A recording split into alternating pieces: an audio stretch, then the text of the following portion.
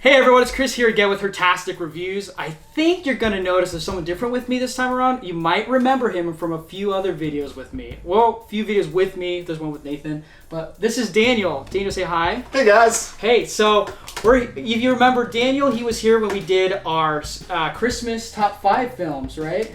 We did that? Just kidding. It was the highlight of my year. That was like one of the earliest videos. I don't blame anybody for not watching that video. That video was great. I like it. Well, I appreciate that. But, I think this video might top it because right now there is a Scream Factory sale. There's if anything, it's a Scream Factory revival. They're coming out with so much great content right now.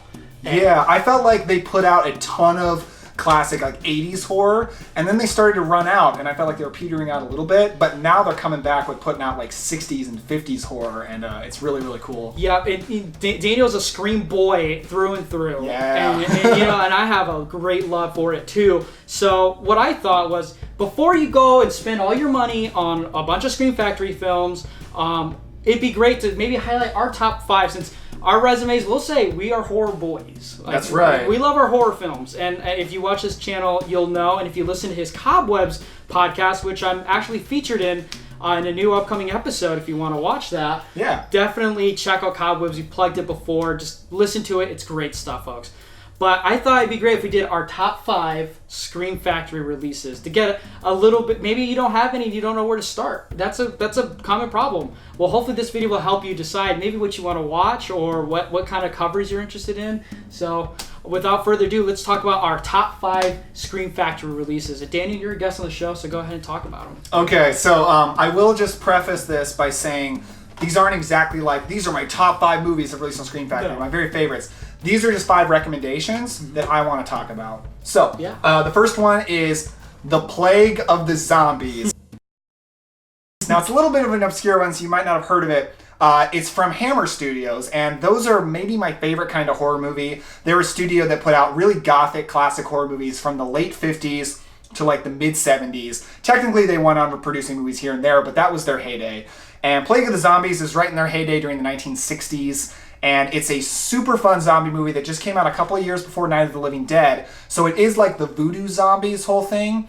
But really in the story, it's kind of a Dracula ripoff. It's a lot like Dracula, where you've got a rich, charming guy who's really evil. The only difference is he's not killing people specifically and sucking their blood. He's turning people into zombies so they can be his slaves. Interesting. And it's starring a guy named Andre Morale, who's super cool. He's a really he's like a proper old British man with a mustache, but he's just so charming. And I love Plague of the Zombies. It's schlocky, cult movie fun, but I think it's a great time. It's a great release from Scream Factory, so that's my recommendation. There you go. That's his number 5. With me, this is an honorable mention for both of us because we love this film so much. But for me, honorable mention is Texas Chainsaw Massacre 2. Love this movie. Tobe Hooper comes back and does it again from his original Texas Chainsaw film with this one. And honestly, this is probably one of the most gorgeous releases on Scream Factory. And if you've seen the original and you want more of it, check this movie out. It's very different, but I think in a good way. It's a good complement to the original. And you know what? Bill Moseley really steals the show as well with his Does character. he ever? Check. Caroline Williams rocks in it too as Stretch. I love her in that movie. Yep, so if you're a Hooper boy or a girl, check this film out. That's an honorable mention,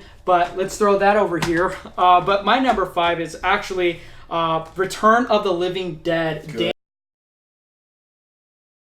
Dan O'Bannon. We saw this film in a theater in Chicago during a marathon, and that was my first watch. And my Me God, too.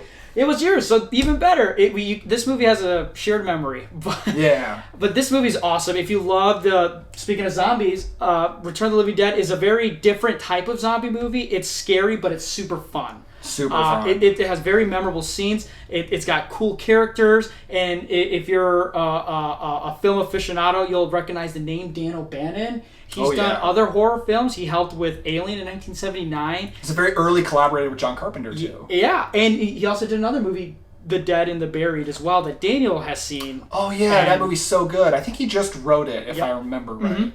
And you see a lot of elements from those movies in this movie as well. And if you just love zombie movies, just check this movie out. One of the best. I love the Tar Man zombie. Looks amazing. It looks amazing. You have a really cool graveyard dance sequence scene too. So watch this with maybe by yourself. Linnea Quigley, who we met at that screening. Well. Was a very nice lady. Yeah, you go support her in this. So if you also have checked out one of my favorite horror movies, Nightmare 2, Freddy's Revenge, the dad in that movie is also in this movie as well. Can't remember the actor's name, but the dad's in it. So I like that actor. There you go. That's my number 5. What's your number 4, Daniel? Okay, so Scream Factory does a cool thing where they release a lot of double feature Blu-rays. And a lot of times I'm not a fan when people put multiple movies on one Blu-ray, like I want them separately. But I like these because Scream Factory really curates 2 movies to complement each other. 2 movies they maybe financially can't justify giving their own release, but you put them together, they can make a profit. And this is a double feature of Bad Dreams and Visiting Hours. Now, I really bought this double feature for Bad Dreams. That's generally how it goes if you buy a double feature Blu-ray. You bought it for one movie, then you get the other. Bad Dreams is kind of a Nightmare on Elm Street ripoff a little bit, but it's not like campy or anything. Like, it's pretty dark and serious. It's about a survivor of a cult, and she gets out of the cult because the cult has, crumbled and burned to the ground. But the ghost of the cult leader is haunting her, and he's kind of a Freddy Krueger-like presence. It's creepy. It's cool.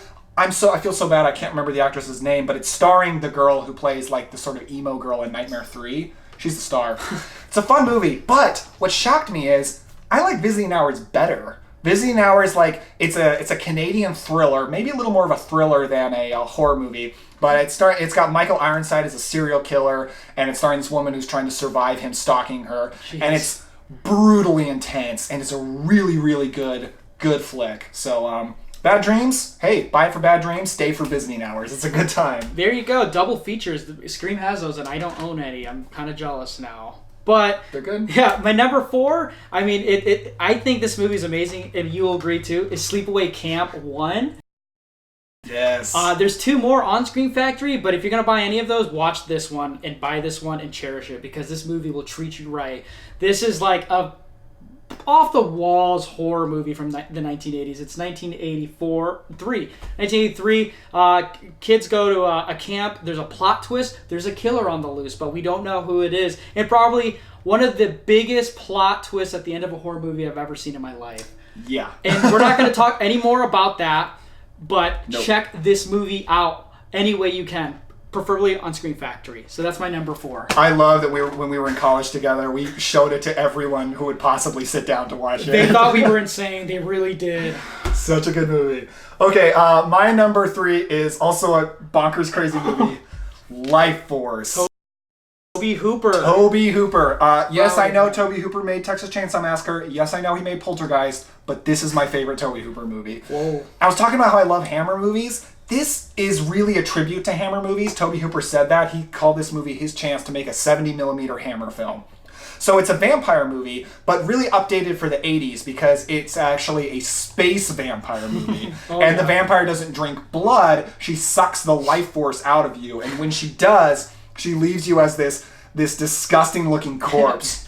This movie is crazy high budget. I read it cost more than Star Wars. Oh my goodness. It cost more than Star Trek II: The Wrath of Khan. It lost Canon Films, the studio, so much money. Because it's not an accessible film. It's really weird. It's about a bunch of stuffy British guys and one American guy trying to survive against this incredibly sexually seductive vampire who's basically trying to destroy the world. And it goes to an apocalyptic place. It's got crazy cool vampire monster designs. I love this movie so much. I could gush for hours, but I think I'll leave it at that. Yeah, and you know what? To those my collectors out there, this movie's also out of print from time to time. So if you can get your hands on it during the sale, just for the collector in you, this is a movie to check out. But you want to check it out for Tobe Hooper because you want to support that man's work. R.I.P. Yeah, love Tobe Hooper. Seriously. My number 3 is John Carpenter. Speaking of great men in horror, is John Carpenter's The Fog. This guy has a poster of it in his room or his movie room. This is the poster right here. It is incredible, this movie. It's atmospheric, it's creepy, it's got amazing score. It has Tom Atkins in it too. Yeah. And Jamie Lee Curtis. Mm-hmm. And it's just, and Adrienne Barbeau. It's like John Carpenter's greatest players. Honestly. And it's in a creepy shore town setting where there's a lighthouse and there's something going on where there is a supernatural force that's coming to basically collect a debt it's been owed. Yeah, it's a spooky, atmospheric ghost story. Yeah, and you know what? This is honestly It's a little bit slower in comparison to some Carpenter films. I think that some people didn't like it. If you're a horror person and you love Carpenter, you owe it to yourself to watch this movie. It is super great. Who is that on the radio in that film? Oh, that's Adrienne Barbeau. Adrienne Barbeau. Yeah, you see, I'm dumb. I don't know my. That's okay, dude. That's okay.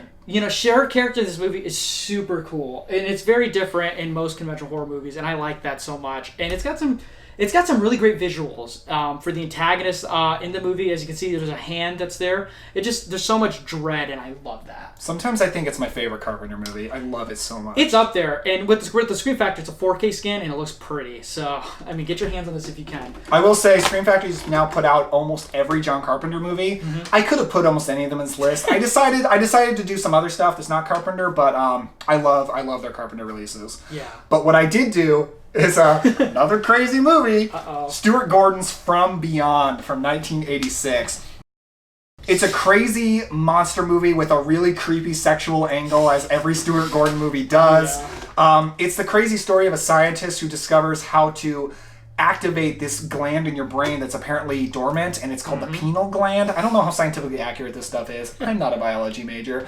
But he figures out how to activate it, and it reveals to your brain all of these crazy monsters that are all around us all the time. You just can't see them or interact with them because that part of your brain is dormant. And it's got so much gooey, ooey, gross monster stuff. This movie's gross. Crazy. It's so much fun. I love it so much. I even showed it to my wife, who was my girlfriend at the time, and I couldn't believe she was into it. Like, she was really into it. It's starring Jeffrey Combs, Barbara Crampton, Ken Foree, so it's just like horror royalty all over the place. For my money, this is my favorite Barbara Crampton performance. It's just nuts. This movie's nuts, but it's great. Love it so much. Yeah, and really great body horror if you're a body horror guy. Big time. Yep. Yeah. Number 2, you got the body horror. Now we're going to one of my favorite subgenres now, and it's anthology horror, and that's the recent Trick or Treat Scream Factory release. My God, this movie is gorgeous on Scream Factory. Just look at that cover. I put the that's beautiful. I love that. Need that release. I got the T-shirt here. Anthology horror.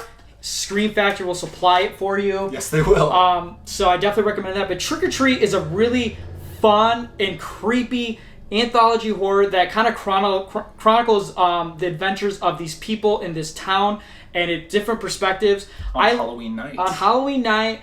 It goes to it explores different subgenres. It's basically paying homage to the genre itself, and that's what I love so much about it. And it has Brian Cox in it too, and I'm a sucker for Brian Cox. Yes, you as are. a creepy neighbor. You're a Cox boy. Yeah, that's for those in the comment section. But I don't want to talk too much about it because I think everyone should just experience this movie like I did the first time. And it's a movie all about twists, so don't get spoiled. Yeah, but you'll see so many different parts from different horror movies thrown into this, and you're gonna just be like, I love this genre so much. And this movie really pays it justice. And I won't talk any more about it, but check this movie out. Don't get the cheaper Blu-ray unless you can get it in a deal. Try and save it for the Scream Factory because it actually is super gorgeous on this edition. So that's my number 2. I like horror anthologies. I've seen a lot. That's my favorite. I think it's the only horror anthology that's perfect. Yeah. There's not a dull moment in the whole thing. It's perfect. And maybe it's a good avenue to explore the subgenre too. Yeah, it's a big love letter to spooky atmosphere. Okay, so my number 5 is Pumpkinhead. Or my number 1. Number one. We're going. It's my number 1. This is an awesome monster movie. We actually talked about it a little bit on my podcast episode that we did together. Yeah. Once again, my podcast is Cobwebs, a gothic cinema podcast. It's all about old, creepy gothic movies. And I love Pumpkinhead so much. It's from the 80s. I think it's 1988. And it's so many different kinds of horror movies all in one. It's a monster movie. It's a revenge movie. It's a cursed small town movie. It's got witches. It's got slasher elements. It's just everything you want. But it's not just like fun 80s horror. Like, it's kind of deep and sad and like actually has some things to say. And the creature effects on the monster Pumpkinhead and on the witch, who's really creepy looking, are so good. Starring Lance Hendrickson, who gives I think killer performance in this movie. I actually heard that he was considering quitting acting right before he did this movie, and he said to himself, okay, if I don't give a performance that I'm 100% happy with and that I think is actually great, I quit. And he was totally happy with his performance in this movie. He kept on acting. That's great. He's so iconic in like the I'm not gonna say like B movie, but just like in the lower budget film industry. And just like genre movies in the 80s, like he's great in Aliens. Yep. He's great in Near Dark. He's great in this. He's also in Terminator as well. Yes, he is. James Cameron. And he's in Hard Target, Jean-Claude Van Damme movie from 1993. badass in that movie. Do any of us own any Scream Factory Jean-Claude films? Because I don't. Not from Scream Factory. I have a lot, but not from Scream Factory. There you go. But yeah, Tom Pumpkinhead. This guy talked about this movie a lot, so if he's recommending it, it's some good stuff. So I also want to bring it up on a video just because it's maybe my favorite Scream Factory original cover. Gorgeous looking. So pretty. You see, so, and then the last one, it's a no-brainer. If you don't own this movie, you better get it in the next sale. That's obviously Halloween 3, Season of the Witch. Again, Tom Atkins is in this film again. Yes, he is. And Tom Atkins he's really doing the Lord's work in Scream Factory films because he's in so many of these amazing ones. With The Fog, he's in this. He's in the recent Creep Show release, which I want on Scream Factory Night of the Creeps. There you go. And the new Night of the Creeps as well. Yeah. But, I mean, seriously, Season of the Witch... If you love like the Halloween movies, it's a different change of pace, which I think is refreshing. I think so. Especially after 1 and 2. So check this movie out if you love very fun horror movies. I'm talking it's creepy, it's fun, it's original, and it just because it has the word Halloween in it, don't expect to be a Michael Myers. There's no Michael Myers. But there are masks in it. Iconic masks. And don't take it too seriously because No. it is silly. It's a silly movie, but it's super fun. And you know, Tom Atkins really steals the show in this movie, too. He's just so cool. He is the show. Yeah, he's so cool in this movie. I mean, the premise is a Halloween corporation selling masks, and the guy wants to control kids. It's so weird. Yeah. He kills kids with, like, bugs in their masks and stuff. And I dare you, anybody watching Hertastic Reviews in the comment section, see this movie, and I dare you to tell me that you were not humming the commercial in this movie. There's a song in here that you're going to just be singing to yourself all the time. Happy Halloween. Let me ask you, what do you prefer, Halloween 2 or Halloween 3? You always ask me that question. I'm sorry. Because when I think of that ending to Halloween 2, I always think, man, this movie is amazing. Great ending. But then I think Halloween 3 is a movie, and I'm like, Tom Atkins, though. You can't beat Tom Atkins. I would go Halloween 3. I watched Halloween 3 first, so I might have to give it to that. But it really motivated me to watch the second one, too, because like, well, I got to see what 2 was all about. So it's another great Scream Factory release. That's right. I usually have it behind me, but anyway. This has been our top 5 Scream Factory films. These are movies you need to check out. We're not saying these are the best, but these are movies during the sale that you want to check out. Quit the Criterion sale and get some real cinema. It's an Arrow sale. It's not a Criterion sale. Don't have Barnes & Nobles fool you. It's an Arrow sale. Anyway, we had Daniel here again. We appreciate having Daniel. Check him out on Cobwebs. We're going to... every video there's here, when he has something new, it's always in the description. So please do yourself a favor and just listen to the podcast. You're such a nice supporter. I really appreciate it. I love supporting guys on the ground floor. Subscribe to Hertastic Reviews and hit that bell. And also, check out Nathan Jones' channel, too. He's on Cobwebs as well, and I'm usually on his channel, I should say. That needs to change, Nathan, if you're watching. But anyway, thank you all for watching, and we'll see you next time, right? Yeah. Thank you.